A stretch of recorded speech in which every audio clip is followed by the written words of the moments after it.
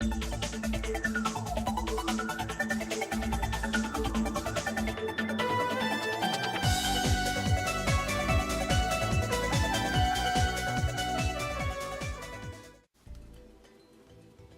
YouTube and welcome to the Blue Corner. In this video I have for you guys a Cardfight deck profile. Set 12 is out and I have some decks to feature.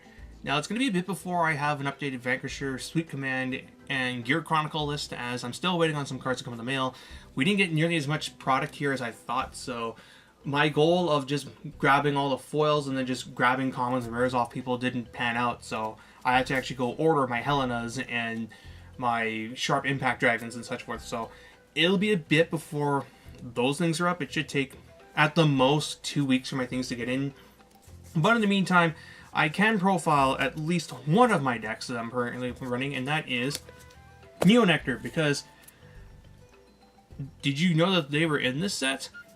Yeah, I'm admittedly, it's just bad circumstances in which we got this stuff, because the Nectar support, it's nice to have, but unfortunately, this kind of came out at a time in which Blade Master is in the format and is prominent.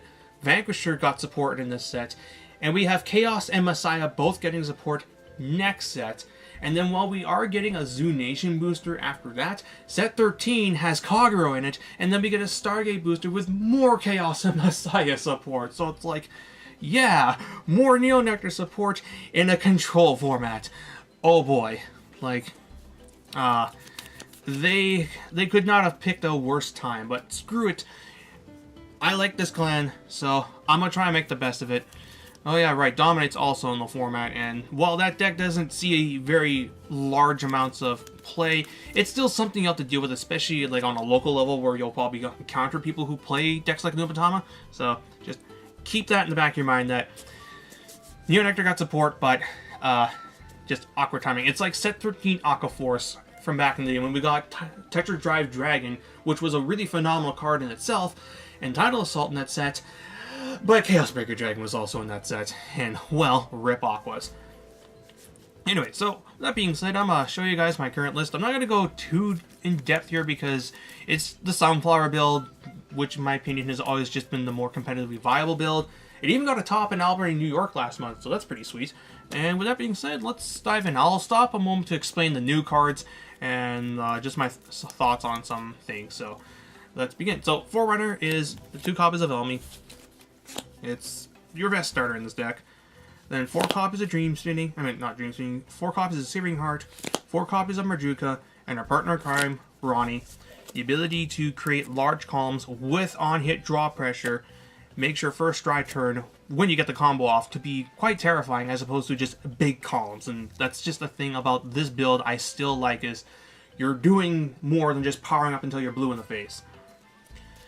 Moving on for the 2s, 4 Thuria and 4 of Noelle, as this deck can, when it goes off, usually we'll have the hand to consistently do multiple turns of this, and the card's quite useful now that we have Lieta. Then for the 1s, 4 of the Unflip PGs. I switched back to this as my G-Zone was more Counterblast heavy than it was before, so I wanted to balance it out and not have to run the Musketeer Soul Blaster. 4 Stride Fodders, and the first of the new cards in this set, you didn't see Charles, that's because Charles not good, but this card is, and this is Prosperity Maiden Diane. So this is a retrain of the 8K Vanilla from the first Nectar Child deck, and when you have a Ranunculus Vanguard, she gets a 1000 power and resist, so she's basically an 8K resist grade 1, which is actually pretty good for the context of this format.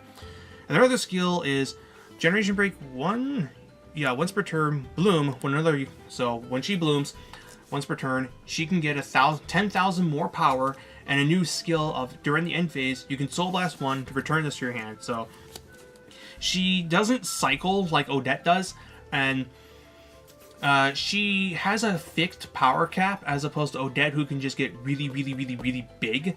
But the thing is, in order for Odette to hit the kind of numbers that outclasses this card, you have to do so much, as opposed to this card just becomes an 18k attacker or booster, which is enough to hit numbers just by herself, and she's got resist, so they can't Griffin this thing. which is pretty nice, again, in the context of, oh, we've got a new Blade Master deck running around. That's kind of an issue. They can't retire this, lock this, bind this, dominate this. It's just going to sit there, and it's going to be irritating, so I like that. And if you think they're going to just beat it over with, say, Vanquisher VMAX, then you can just get her out of there. Granted, I wouldn't recommend doing that, because if they're going for the VMAX, they're going to try and kill you with the 5th damage ping, but you get what I mean. Like, she can bounce back to your hand if you need to discard things for a perfect guard, or if you want to call her down with your G guard. So, honestly, I like the card. It's Neo Nectar desperately needed some kind of resist unit, and I'm hoping we get like more units that have really good abilities like Diane.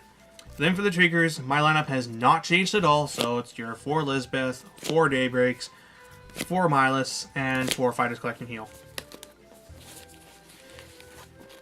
Alright, so 1 second, I need to grab a card of each grade from here for an example.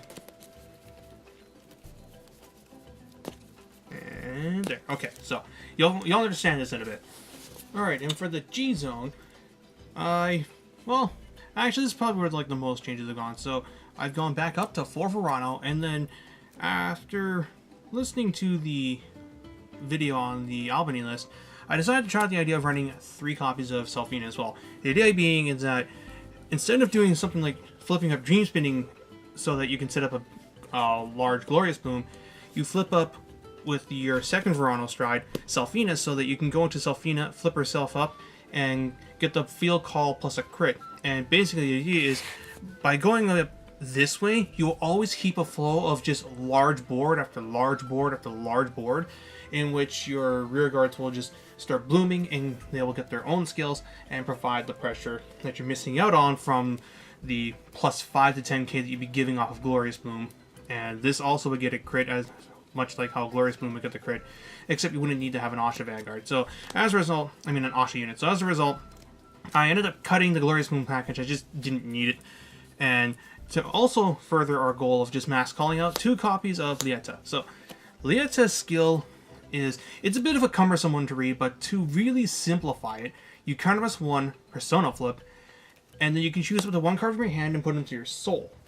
Then your Vanguard gains the names of all the cards in the soul. Afterwards, you can clone cards from your deck equal to the number of face-up cards in your G-Zone plus 1 from your Vanguard. So if I happen to say have a soul setup of Diane, Noelle, or Merjuka, then Lieta can clone either one of these cards plus Asha equal to the number of face-up cards in my G-Zone plus 1. So suppose I did this after, say, oh, I don't know, let's do it this way. So suppose I did this, but then my board got wiped out by, oh, I don't know, Sweet Command Dragon. So then if I go into this and flip herself, I get to call 1, 2, 3, 4, 5 cards plus 1, 6. So I get to actually call 6 cards from my deck whose names match up with my current Vanguard and Soul. So in that case, in that sense, Lieta's just there to recover after getting like nuked repeatedly. And because she's an act and not an auto like Verano, you can use any stand triggers you may have in your hand plus Noelle's in order to just load up the deck and do it again. The only issue I have with Lieta is that... Whoa! Cards flying all over the place. My issue with Lieta is that she's actually not a bad first ride, but the problem is if you first ride her, you're not first riding Verano or Selfina, and as a result, when you second stride them, you still have to start the game plan of setting these cards up so that they become maximum value. So by going into her, you're taken away from your goal of getting maximum value off of these cards. And it's just an issue that I've noticed with the Neo Nectar G-Zone in general, is that many of their finishers require setup from previous strides in order to get full value. Verano needs extra copies of Verano face up in order to do the most damage. Selfina needs Selfina's face up to do the most damage. Glorious Bloom needs Dream Spinning up. We don't really have like that equivalent to, say, going from Goatch to Dragut into another Dragut or another Goatch, or once the new stuff comes out, Goatch into Rosal Night Rose into Dragut into another Rosal Nitros into GB8. We don't really have that with Neo Nectar, and I'm really hoping the Zoo Booster fixes that by giving us a really solid second stride we can go into after first striding this, and then if need be we can go into either that second stride or another Lieta and just take it from there. So that's just like my grievances about the Neo Nectar G-Zone. So in short, in the context of the Sunflower build, this is a good 2 of. I think in like other Asha lists, you could probably get away with running more of it. And then rounding it out, 1 Inverno to just reload at the deck, and 1 GB8 and 1 Sea Breeze. Then for the G Guards, I'm just running the 2 Rain Breath Dragon, 1 Lindros, 1 Costarina, and 1 Verno. And that's it for the deck itself. So again, not a whole lot has changed, just some of the card choices I felt I needed to explain, and why I'm also not running things like this package. I was really hoping that Phantom Rhinoculus was going to be a stride that counted as Dream Spinning while face up in the G-Zone, which would have fixed my issue with Dream Spinning, which is she's a bad first stride and now a mediocre mid-game stride. Sure, she's free, but she only calls one thing, as opposed to, say, Verano, which is a Soul Blast, and yeah, she's a card from hand, but she calls so much more, and these two cost Counterblast, but they call so much more, and also give out some nice buffs. So, like, I